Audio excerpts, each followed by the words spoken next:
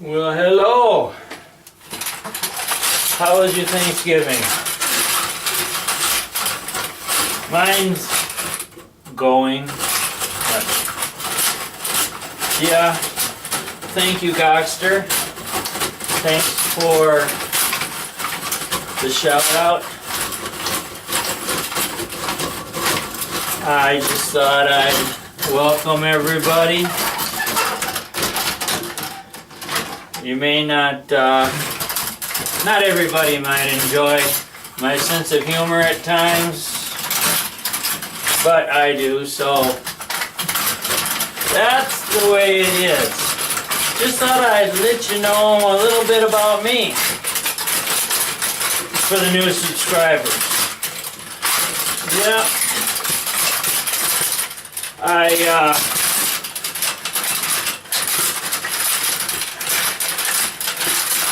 started on YouTube when I decided I needed to find out what's really going on in the world.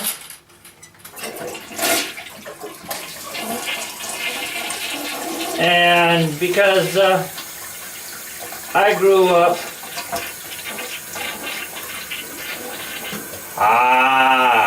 there you go. Now I'm just gonna rinse it out. Yeah, I grew up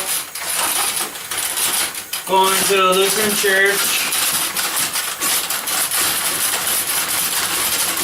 Parents divorced when I was 10. My dad, I remember when I was 16, I got a birthday present from my dad, and I was so excited because up until then the only kind of presents he'd ever give were books from the Billy Graham Association. You know, the ones that they'd send out free to people? But this was a game. I could tell it was different. Yeah, it was a game called Stay Alive, and at the time on the box it said in big letters, I remember it had a big yellow panel on the side, and the red letters said for ages 6 to 10. And I'm thinking, Dad, you're not supposed to add the two numbers together. But, so, it's not like I had a dad that was very active in his kids' lives.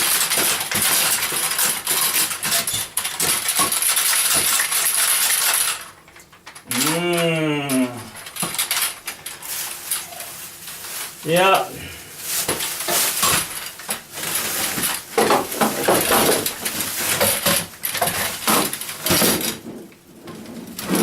Stay. Well, so 107 subscribers. I don't even know if I sit down if you'd even see me. Let me peek.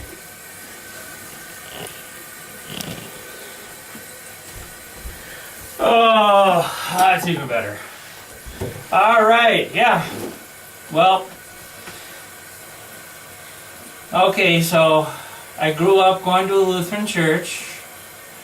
Then, when I ended up getting married, well, first of all, when I turned 18, and I'm not sure how long after I was 18, but all of a sudden my mom said that, hey, I had a doctor appointment. And I thought, I'm not sick? Why? Whatever, you have a doctor appointment, go see the doctor. And got to the doctor appointment, and the doctor all of a sudden pulled out this medical page or whatever and started explaining to me about sex. because I had never gotten the talk. And since I was a good Lutheran boy, I, didn't try to figure out, what sex was. Thank you. Because, come on, I'm not married. I can't do it, so why even find out about it? Whatever. So then I ended up getting married, and my wife, she decided, she's like, I don't like these boring churches, and we need to get to some fun churches. So we ended up at Jesus People Church, and then moved around, whenever, because we moved out of town and stuff, and was married for 16 years.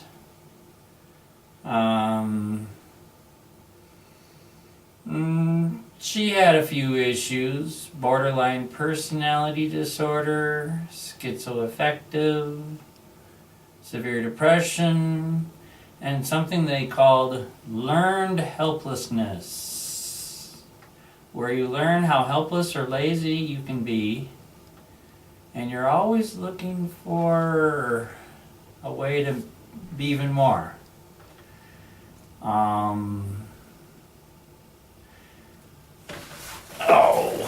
She's phone call.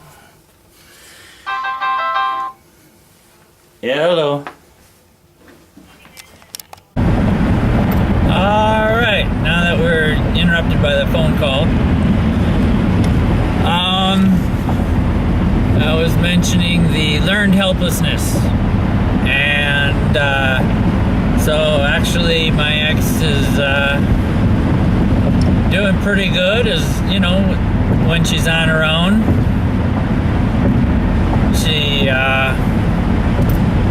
whenever she has someone to pawn things off on, she just will, one thing after another she can't do until you're doing everything. So when she doesn't have someone,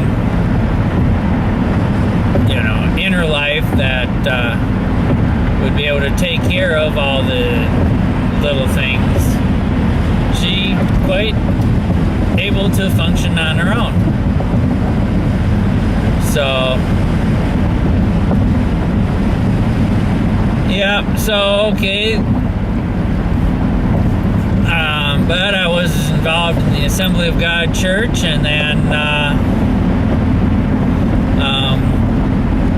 one year I was at a kids camp as a camp counselor, and when I was at the as a camp counselor, I was noticing that they taught the infilling of the Holy Spirit as a formula. You say this, you will immediately speak in tongues. And I knew that, of course, tongues was something that you slowly develop. In my case, I was very much interested in a singing group called Lamb. It was a group that was Jewish, and they would sing half their song in Hebrew and half in English. And surprise, surprise, because in tongues you're supposed to be open to whatever sounds that God might move you to just create. And there's actually a situation that came up around the same thing that was called the Toronto Blessing, and they actually had a area they called the Dog Pound, that an area for people that made animal noises as they were worshiping God. But that was, well, of course, Canada, that people are less crazy down here in Minnesota. But, so it wasn't surprising that in my instance that, when I was speaking in tongues, I sounded a whole lot like the songs from the Lamb group. So, this is a whole, recently open, and I normally don't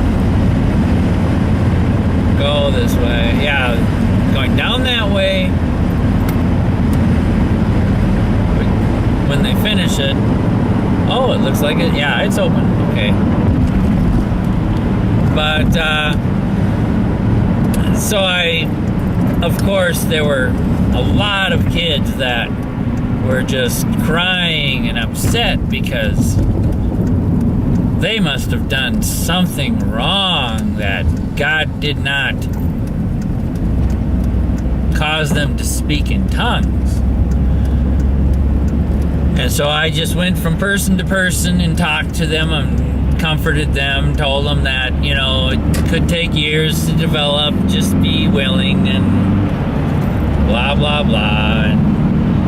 And then when I saw my pastor, because, hey, the church that I was involved with, hey, we had a sanctuary that sat 3,000 people. There were 2 services every Sunday morning, and we were talking about a third because the services were so packed. I knew our pastor had a pretty strong voice in the Assembly of God Church. And so I told him that I talked to a lot of kids, and a lot of the kids told me they faked it, the ones that didn't have problems, as far as I knew. And it's like, hey, I told the pastor that, hey, we're teaching these kids to lie. And he gave me a smile and that told me, this is all you're going to get, if you know what that smile looks like. And he says, well, tell you what, we teach it that way because it is the pattern of the early church. And it was when he said that, and with the look on his face telling me that that's all I was going to get on the subject, that's when I really started looking skeptically at Christianity. I was 43 years old, and I started my brain in the process of becoming an atheist. But so I came to YouTube and started looking at people and different thoughts on things. I didn't explore any other religions because, of course, I already knew they were false.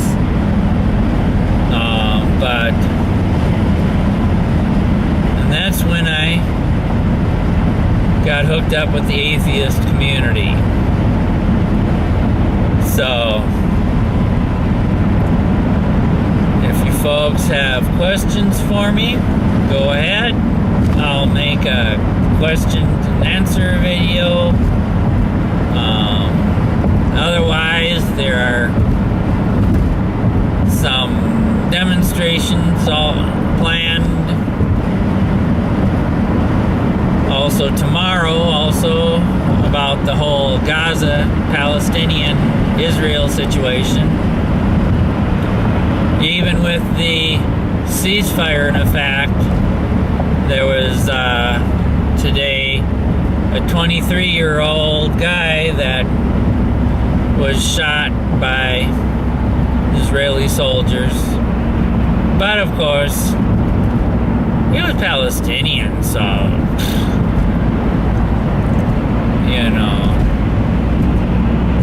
just adds to the over 150 that have been killed, let alone somewhere around 1,000 injured in this whole ordeal. And that's not talking about psychological problems, with especially kids going through the bombings and attacks. Yeah, right about here there was a semi that jackknifed earlier today. I was luckily on the other side, but my daughter was caught in the traffic. But yeah, so if you've got any questions, and thanks again, Gokster.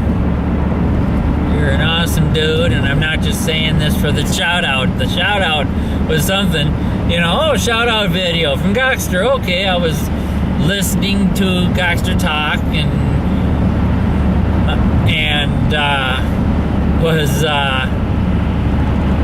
starting to look over the people that Gokster suggests was, you know, giving shout outs to, because I don't just subscribe, even though I have a lot of subscriptions.